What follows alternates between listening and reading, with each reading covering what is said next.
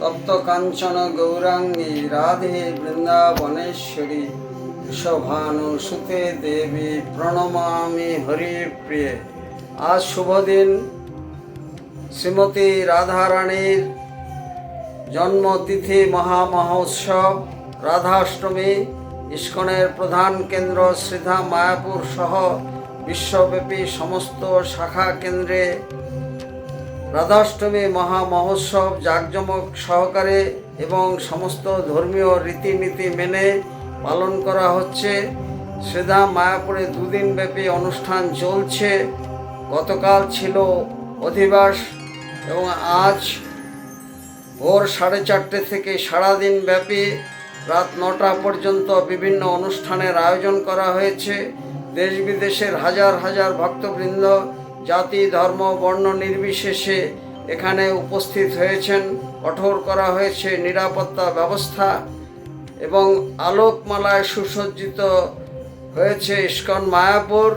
রাধা কৃষ্ণ এক এবং অভিন্ন, দুয়ে এক, একে দুই, দুইজনেই সমান, এক আত্মা দুই তনুধারী। যেমন শক্তি এবং শক্তিমান আলাদা করা যায় না, দুধ এবং তার ধবলত্ব আলাদা করা যায় না, তদ্রূপ রাধা কৃষ্ণকে আলাদা করা যায় না। যুগে যুগে ভগবান ধরাধামে আবির্ভূত হওয়ার সঙ্গে সঙ্গে তিনি তার লীলা সঙ্গিনীকেও নিয়ে আসেন। ত্রেতায় শ্রী রামচন্দ্র সীতা দেবীকে নিয়ে এসেছিলেন, তদ্রূপ দাপরে শ্রীকৃষ্ণ শ্রীমতী রাধারানীকে লীলা সঙ্গিনী রূপে নিয়ে এসেছিলেন। রাধারানীর জীবন আদর্শ শিক্ষা এবং শ্রীকৃষ্ণের প্রতি তার যে অহেতুকী ভালোবাসা, যে বিশুদ্ধ প্রেম, সেটি অপ্রাকৃত।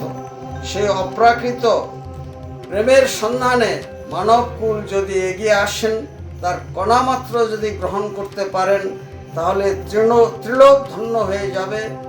আজ রাধারানীর কাছে আমাদের প্রার্থনা, তিনি মাতৃশক্তির জাগরণ ঘটুক।